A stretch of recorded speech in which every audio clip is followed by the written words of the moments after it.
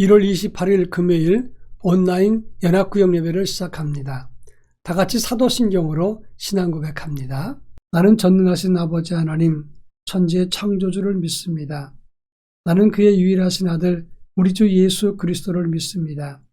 그는 성령으로 잉태되어 동정녀 마리아에게서 나시고 본디오 빌라도에게 고난을 받아 십자가에 못 박혀 죽으시고 장사된 지 사흘 만에 죽은 자 가운데서 다시 살아나셨으며 하늘에 오르시어 전능하신 아버지 하나님 우편에 앉아 계시다가 거기로부터 살아있는 자와 죽은 자를 심판하러 오십니다. 나는 성령을 믿으며 거룩한 공교회와 성도의 교제와 죄를 용서받는 것과 몸의 부활과 영생을 믿습니다. 아멘. 찬송가 398장 어둠의 권세에서 찬송가 398장을 부릅니다.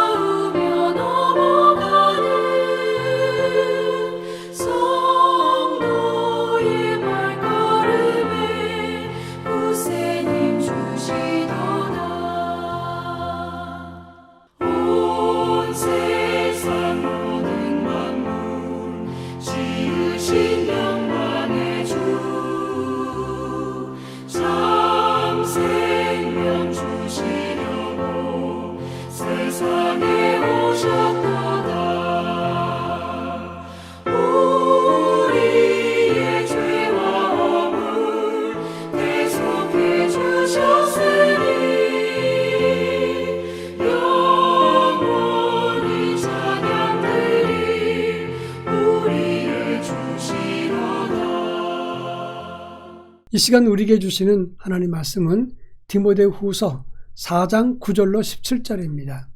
디모데후서 4장 9절로 17절 말씀을 한 절씩 교독합니다. 제가 전체를 읽겠습니다. 너는 어서 속히 내게로 오라. 데마는 이 세상을 사랑하여 나를 버리고 데살로니가로 갔고 그레스게는 갈라디아로 디도는 달마디아로 갔고 누가만 나와 함께 있느니라. 내가 올 때에 마가를 데리고 오라. 그가 나의 일에 유익하니라. 두기고는 에베소로 보내었노라. 내가 올 때에 내가 드로와 가보의 집에 둔 겉옷을 가지고 오고 또 책은 특별히 가죽 종이에 쓴 것을 가져오라. 구리 세공업자 알렉산더가 내게 해를 많이 입혔음에 주께서 그 행한 대로 그에게 갚으시리니 너도 그를 주의하라. 그가 우리 말을 심히 대적하였느니라. 내가 처음 변명할 때 나와 함께한 자가 하나도 없고 다 나를 버렸으나 그들에게 허물을 돌리지 않기를 원하노라. 주께서 내 곁에 서서 나에게 힘을 주심은 나를 말미암아 선포된 말씀이 온전히 전파되어 모든 이방인이 듣게 하려 하심이니 내가 사자의 입에서 건짐을 받았느니라. 아멘.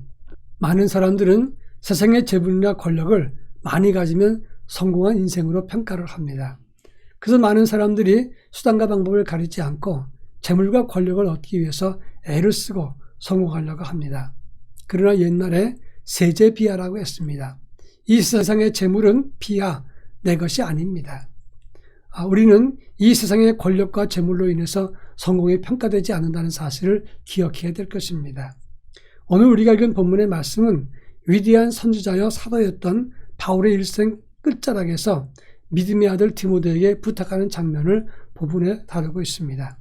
그 내용을 읽어보면 상당히 우울한 마음이 듭니다. 일생 동안 이렇게 충성했던 바울의 노년이 너무나 초라하다 이렇게 느껴집니다. 그는 감옥에 있을 때 사람들이 다 떠났고 춥고 어둡고 음침한 감옥에서 긴 겨울을 날 것을 염려해서 긴 겉옷을 가지고 오라고 부탁을 합니다. 이 본문에서 나타나는 바울의 모습을 보면서 우리의 믿음이 완성은 어떤 것일까? 더 빛나는 믿음은 어떤 것일까를 함께 살펴보겠습니다. 먼저 지금 마지막 남은 것이 그 사람의 마지막 평가인데 바울의 마지막은 다 부어드리는 전제와 같았다 하는 것입니다. 디모데후서 4장 9절부터 12절에 보면 바울이 감옥에 있을 때 주변에 있었던 사람들은 다 떠나고 말았습니다. 13절부터 15절에 보면 춥고 어두운 감옥에서 월동을 걱정하고 있습니다. 16절부터 18절에 보면 그 힘든 중에서도 다른 사람의 허물을 돌리지 않고 하나님만 의지한 모습을 보여주고 있다고 하는 점입니다. 여러분, 겉모습을 볼 때 바울은 틀림없이 실패자입니다. 초라한 마지막 인생의 마지막 순간을 보내고 있는 겁니다. 그러나 그는 냉정한 입장에서 볼 때 그는 믿음의 눈으로 보면 실패자가 아니라 하나님께 자신을 다 부어드린 전제와 같은 모습을 보이고 있다는 점입니다. 실제로 바울은 디모데후서 4장 6절에서 전제와 같이 내가 벌써 부어지고 나의 떠날 시각이 가까웠도다 이렇게 말했습니다. 전제라고 하는 것은 번제물이나 화목제물 위에 포도주를 한번 확 부어드리는 제사를 말하는 것입니다. 한 번 부어서 다 끝내는 제사가 전제인 것입니다. 그는 마지막 피 한 방울까지 남김없이 쏟으셨던 예수님처럼 그 인생을 다 부어서 드렸다고 하는 것입니다. 고린도전서 3장 13절에 보면 각 사람의 공적이 그날에 나타나리니 이는 불로 나타내고 그 불이 각 사람의 공적이 어떤 것임을 시험할 것이라 그랬습니다. 다 타고 남은 것이 그 사람의 믿음과 하늘의 상인 것입니다. 그런데 바울은 남김없이 다 태우고 주님을 위해서 아무것도 가지지 않았습니다. 이것은 반면에 가장 큰 하늘의 상을 가진 것을 의미한다고 말할 수 있겠습니다. 오래전에 프랑스 신문에서 출장 갔다가 혼외 정사하던 사람이 사망을 했습니다. 이것을 업무상 재해로 봐야 되느냐 아니냐 논란이 있었습니다. 그런데 프랑스 법원에서는 업무상 재해로 인정을 했습니다. 다행히 가족들은 사망자의 연금을 수령하게 되었다. 그런 뉴스였습니다. 연금을 받게 된 것은 다양한 것이지만 그런데 그것은 자랑스러운 것은 아니었을 것입니다. 지금 내가 받고 있는 것이 중요한 것이 아니라 그것이 어떤 것인가가 더 중요하다고 말할 수 있습니다. 바울은 지금 주님을 위해서 다 드리고 아무것도 없습니다. 그리고 남긴 것도 없습니다. 그러니까 남들이 볼 땐 실패자라고 말할 수 있겠지만 그는 다 드린 가장 큰 믿음을 가진 사람이라고 볼 수 있는 것입니다. 또 16절에 보면 바울은 자기를 떠난 사람들 혹은 회방했던 사람들 마지막까지 그들에게 허물을 돌리지 않는다고 말씀을 했습니다.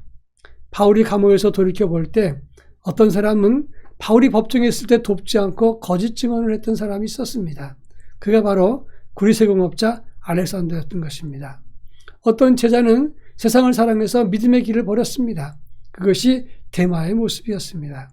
지금 본인은 드로와 가보의 집에 둔 겉옷을 가지고 오라 디모데에게 부탁합니다. 이 겉옷이라는 말은 파이로렌이라고 하는 말인데 겉옷으로 사용되는 담요를 말하는 것입니다. 긴 겨울을 나야 되는데 담요 한 장 감옥에 없었습니다. 이 정도면 하나님과 사람들을 원망하고 불평할 수 있을 겁니다. 바울이 일생 동안 주님을 위해서 헌신했는데 이게 도대체 뭡니까? 이렇게 하나님을 향해서 서운한 것이나 허물을 돌릴 수 있을 것입니다. 그런데 바울은 그렇지 않았다는 것입니다. 제가 신학교 다니던 시절에 바울 서신을 강의했던 목사님 한 분이 계셨습니다. 이분은 순교자의 자녀인데 암에 걸렸습니다. 학교에서 강의도 하고 목회를 잘 하시는 분이었는데 암에 걸려서 대단히 큰 고생을 많이 하게 되었습니다. 그런데 암에 걸려서 힘들 때 교회가 상당히 부담스러워한다 그런 얘기를 들었습니다. 제가 그 교수님을 찾아가서 인사하면서 대화를 나누는 중에 저는 그 소리를 듣고 약간 화가 났습니다. 속상해서 총회는 순교자의 자녀들을 위해서 대책을 세워야 되는 거 아닙니까? 얘기를 했습니다.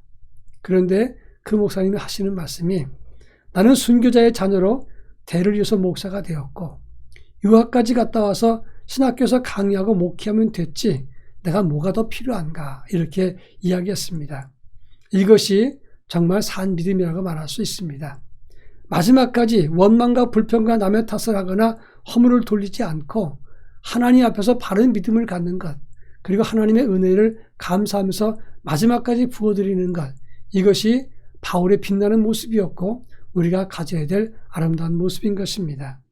그런가 하면 바울은 17절에서 끝까지 말하기를 주께서 내 곁에 서서 나에게 힘을 주셨다라고 말하고 있습니다. 내 곁에 서서 파라스템이라고 하는 단어인데 이 말은 서빙하기 위해서 옆에 서 있다, 돕기 위해 서 있다 그런 뜻입니다.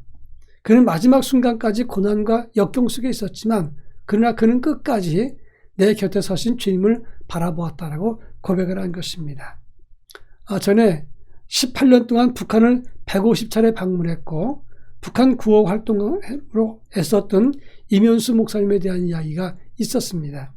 캐나다 시민권자인데 그는 18년 동안 150차례 북한을 방문하면서 많은 것들을 구호 문자로 북한에 전달해 줬습니다.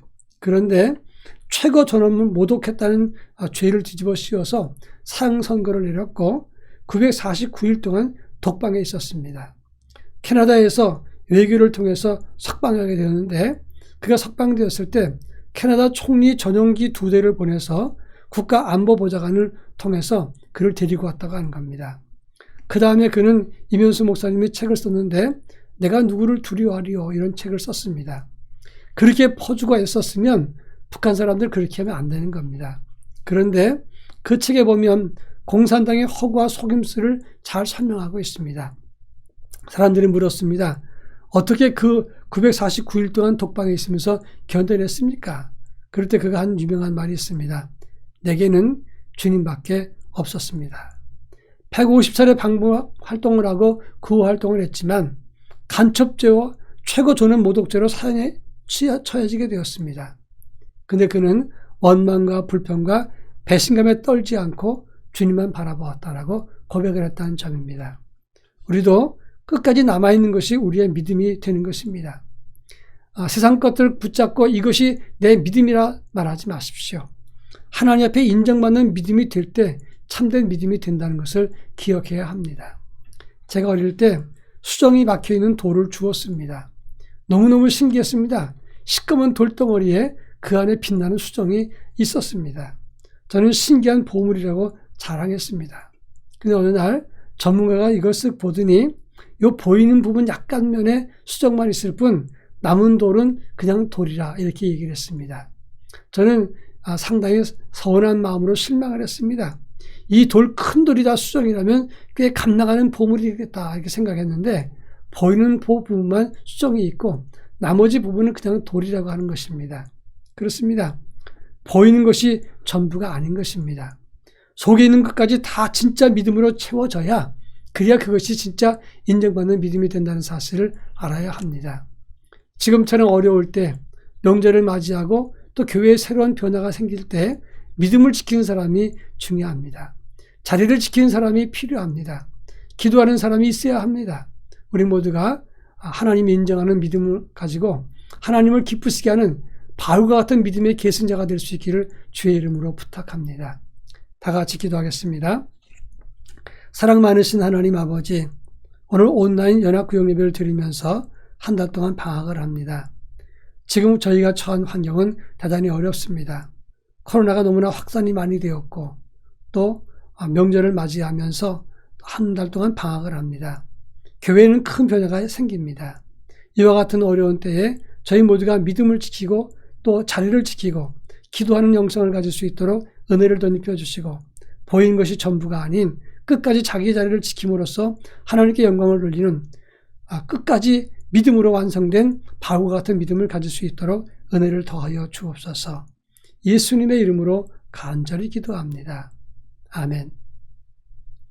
찬송가 401장 주여 곁에 있을 때 1절만 부르면서 헌금합니다. 다 같이 401장을 부릅니다.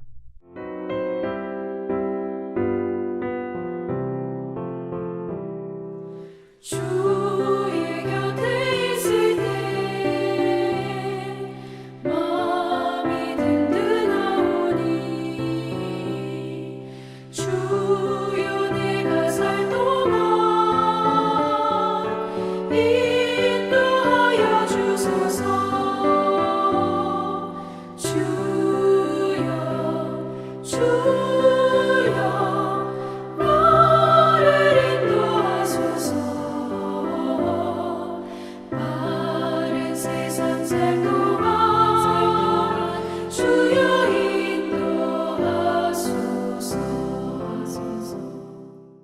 기도합니다. 사랑 많으신 하나님 아버지, 오늘도 귀한 예물을 주님께 드립니다. 드려진 예물을 통해서 복음 세우기를 완성하게 하시니 고맙습니다. 각 교구별로 복음 세우기 교회를 통해서 하나님의 영광을 드러나게 하시고 생명 살리는 일에 힘쓸 수 있도록 역사해 주옵소서. 헌금을 낸 가정에 큰 복을 주시고 하늘의 은혜로 채워주시며 받는 교회에도 하나님의 은혜를 주셔서 이것을 통해서 복음의 큰 유익이 나타날 수 있도록 역사해 주옵소서. 예수님의 이름으로 기도합니다. 아멘. 한 번 더 기도합니다.